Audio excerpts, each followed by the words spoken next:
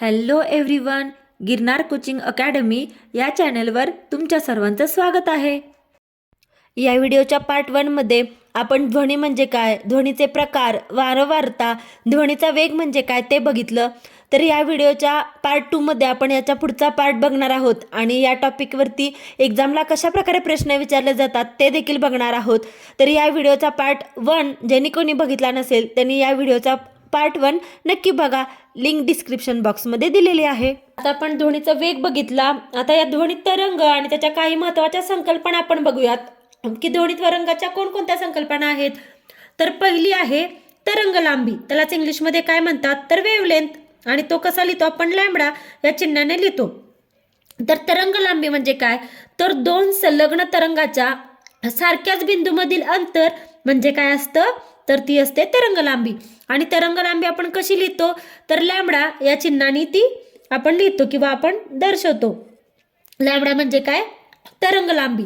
म्हणजेच तरंग लांबी म्हणजे काय तर ध्वनीचा वेग भागिले वारंवारता म्हणजेच काय तरंग लांबी आणि ती आपण लिहितो लॅम्बडा या चिन्हाने.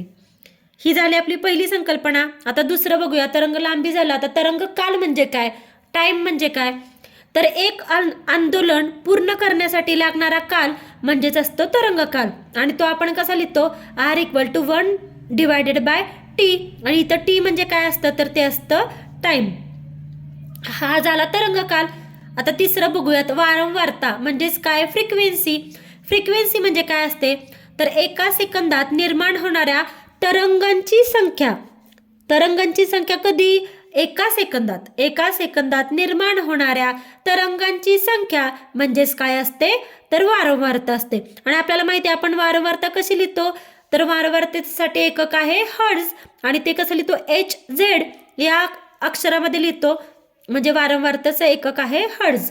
मग फॉर्म्युला काय वारंवारता बरोबर एका सेकंदात निर्माण होणाऱ्या तरंगांची संख्या म्हणजेच कंपन संख्या भागिले काल.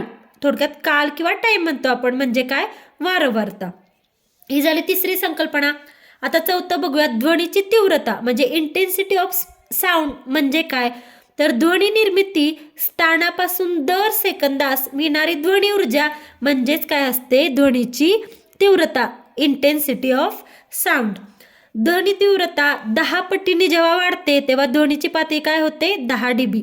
मग आता ही ध्वनीची तीव्रता आपण कशात मोजतो ह्याचं एकक काय तर डेसिबल म्हणजे डीबी हे आहे ध्वनीच्या तीव्रतेचं एकक. म्हणजे ध्वनी तीव्रता जर 10 पटीने वाढली तर ध्वनीची पातळी किती वाढते 10 dB वाढते. आणि डीबी हे काय आहे तर ध्वनी तीव्रतेचं एकक आहे जे आहे डेसिबल. मग आता विविध आवाजांची ध्वनी पातळी आपण बघूयात म्हणजे ध्वनीची तीव्रता काय असते ते बघूयात. आणि ते आपण कशात दर्शवतो डेसिबल म्हणजेच डीबी मध्ये. तर आता झाडांच्या पानांची जी सळसळ असते त्याची ध्वनी तीव्रता काय असते तर 10 dB. डीबी म्हणजे काय डेसिबल हे आहे ध्वनी तीव्रतेचं एकक. श्वासोच्छ्वास म्हणजे आपण जे श्वास घेतो त्या श्वासाची ध्वनीची तीव्रता काय असते ती ही असते 10 dB.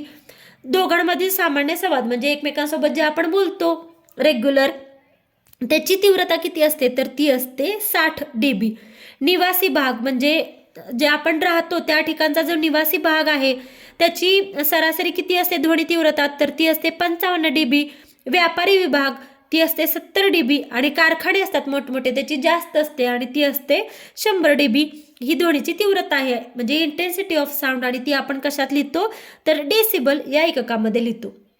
आता आपण तरंग आणि तरंग म्हणजे काय बघितलं. आता तरंगाचे प्रकार बघूयात. तर तरंगाचे प्रमुख 2 प्रकार आहेत. एक आहे अणुतरंग आणि दुसरा आहे अवतरंग. अणुतरंगालाच इंग्लिशमध्ये काय म्हणतात अणुतरंग म्हणजे लॉन्जिट्युडिनल वेव्स आणि अवतरंग म्हणजे असतात ट्रान्सफर वेव्स. तर आपण पहिला बघूयात अणुतरंग. लॉन्जिट्युडिनल वेव्स म्हणजे काय तर जेव्हा माध्यमाचे कण तरंगाच्या प्रसारणाच्या दिशेला समांतर दिशेने कंप पावतात त्याला काय म्हणतात तर अणुतरंग. म्हणजे कशा असतात कोणत्या दिशेने तर माध्यमाचे कण तरंगाच्या प्रसारणाच्या समांतर दिशेने. जिथे समांतर असतं तिथे काय होतं अणुतरंग. जर पदार्थ माध्यमाचे कण एकमेकांच्या जास्त जवळ येतात तिथे घनता वाढते आणि त्याला काय म्हणतात संपीडन म्हणतात. म्हणजेच इंग्लिशमध्ये त्याला म्हणतात कॉम्प्रेशन. म्हणजे जर पदार्थ एकमेकांच्या जास्त जवळ तर घनता वाढणार, आणि जर माध्यमांचे कण एकमेकांच्या जास्त जवळ तर तिथे काय होणार, घनता वाढणार, आणि जर एकमेकांपासून दूर असतील तर घनता काय होणार, कमी होणार. म्हणजे जर वाढले तर त्याला म्हणतात संपीडन, आणि सेम अपोजिट जर कमी झाले तर त्याला म्हणतात विरलन म्हणजेच रेअरफॅक्शन. जर पदार्थ माध्यमांचे कण एकमेकांपासून दूर गेले तर त्या ठिकाणी माध्यमांची घनता काय होते, घनता होते कमी, आणि याला म्हणतात विरलन. म्हणजे घनता वाढली की संपीडन, आणि कणांची घनता कमी झाली की विरलन. या दोन गोष्टी लक्षात ठेवायच्या. प्रथम ध्वनी तरंग तयार होतो, नंतर विरलन, आणि नंतर अणुतरंग तयार होतात. म्हणजे अणुतरंगाची प्रोसेस काय, पहिला होते ध्वनी तरंग तयार, मग होतं विरलन, आणि सगळ्यात शेवटी काय होतं, अणुतरंग तयार होतात. आता अणुतरंगाचं ध्रुवीकरण करता येतं का, तर अणुतरंगाचे ध्रुवीकरण करता येत नाही. आणि हे अणुतरंग कोणत्या माध्यमातून जातात, तर स्थायू, द्रव आणि वायू या तिन्ही माध्यमातून अणुतरंग जातात. पण निर्वाणातून जाऊ शकतात का, नाही. सेम म्हणजे आपण जसं बघितलं की ध्वनीचं प्रसारण कसं होतं, तिन्ही माध्यमातून होतं, स्थायू, द्रव आणि वायू. पण निर्वाण पोकळीतून होतं का, नाही. सेम अणुतरंग हे स्थायू, द्रव आणि वायू या तिन्ही माध्यमातून जातात, पण निर्वात पोकळीतून जाऊ शकतात का, तर नाही. आणि सेम यावरूनच आपल्याला काय कळतं, तर ध्वनी तरंग हे केवळ काय असतात, तर अणुतरंग आहेत. कारण या तरंगातील संपीडने आणि विरलने तरंग प्रसारणाच्या दिशेशी काय असतात, तर ती असतात समांतर. म्हणून ध्वनी तरंग काय आहेत, अणुतरंग आहेत. आता तरंगाचा दुसरा प्रकार बघूयात, अवतरंग, आणि त्याला इंग्लिशमध्ये काय म्हणतात, तर ट्रान्सव्हर्स वेव्ज. तर अवतरंग म्हणजे काय, तर जेव्हा माध्यमांचे कण तरंगाच्या प्रवासाच्या दिशेला काटकोनात कंप पावतात त्याला काय म्हणतात, अवतरंग. म्हणजे अणुतरंग समांतर दिशेला आणि अवतरंग काय, तर काटकोनात. ह्या दोन्हीतला फरक समजला. अणुतरंग समांतर दिशा आणि अवतरंग काटकोनात कंप पावतात. हे तरंग फक्त स्थायू माध्यमातून तयार होतात. आता आपण दोन्हींमधला फरक बघून समजून घेऊयात की काय, म्हणजे लक्षात राहील. पहिला फरक काय, अणुतरंग समान दिशेला कंप पावतात आणि अवतरंग काय, तर काटकोनात कंप पावतात. हा झाला पहिला प्रकार. आपण अणुतरंगाचं काय बघितलं, ते स्थायू, द्रव आणि वायू तिन्ही माध्यमातून जातात अणुतरंग. पण अवतरंग कशातून जातात, तर ते फक्त स्थायू माध्यमातूनच जातात. हा आपल्याला दुसरा प्रकार कळला. आता या अवतरंगाचे उदाहरण कोणतं, तर प्रकाश हे आहे अवतरंगाचं उदाहरण. आणि अणुतरंगाचं काय बघितलं आपण, ध्वनी तरंग, आणि अवतरंगाचा आहे प्रकाश. प्रकाश हे अवतरंगाचं उदाहरण आहे, पण तो यांत्रिक तरंग नाही. म्हणजे आहे अवतरंग पण यांत्रिक तरंग आहे का, नाही. अवतरंग माध्यमातून जाताना माध्यमातील दाब व घनता यांच्यात फरक पडतो का, नाही. म्हणजे दाब आणि घनतावर काही फरक पडत नाही. सेम आपण अणुतरंगामध्ये काय बघितलं, घनतेवर आणि याच्यावर फरक पडतो का, तर पडतो. पण अवतरंगाचा पडतो का फरक, नाही. आणि अवतरंगाचे ध्रुवीकरण करता येते का, तर हो, ध्रुवीकरण इथं होतं, पण अणुतरंगाचं होतं का, नाही होत. हा तिसरा फरक आहे याच्यातला.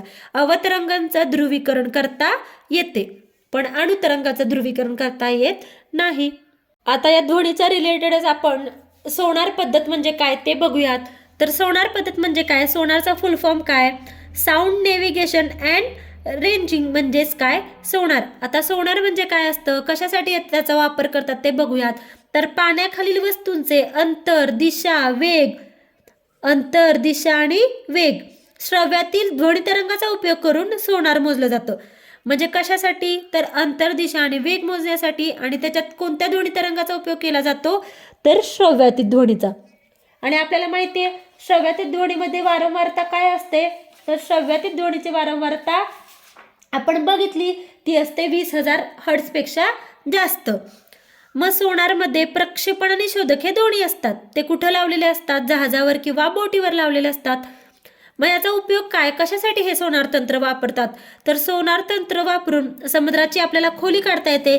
तसेच पाण्याखालच्या टेकड्या, दऱ्या, पाणबुड्या, हिमनग, बुडालेली जहाजं इत्यादी शोधण्यासाठी. थोडक्यात काय, इन शॉर्ट सांगता येईल की समुद्राच्या खालचं आपल्याला सगळी आपण माहिती फक्त एका तंत्रज्ञानाने काढू शकतो. ती पद्धती कोणती आहे, तर ती आहे सोनार पद्धत. आणि सोनार यंत्रणेत वारंवारता, कोणत्या वारंवारतेचा ध्वनी वापरतात, तर सोनार यंत्रणेत 5,000 ते 50,000 हर्ट्झ वारंवारतेचा ध्वनी आपण वापरतो. आता ह्याच्यात पण दोन प्रकार आहेत, एक निष्क्रिय आणि एक सक्रिय. तर त्याच्यात काय बघूया फरक आहे. तर निष्क्रिय सोनार पद्धतीमुळे शत्रूच्या पाणबुडीचे स्थान आपल्याला निश्चित करता येते आणि तेच सक्रिय सोनार पद्धतीमुळे काय करतो आपण, तर वस्तूचे अंतर आपण निश्चित करता येतं.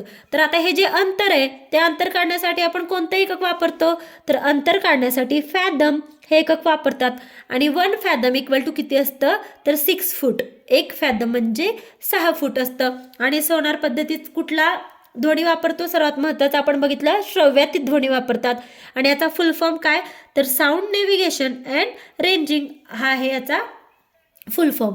आता आपण निनाद म्हणजे रिव्हर्बिरेशन म्हणजे काय ही एक संकल्पना बघूयात, की निनाद म्हणजे नक्की काय असतं.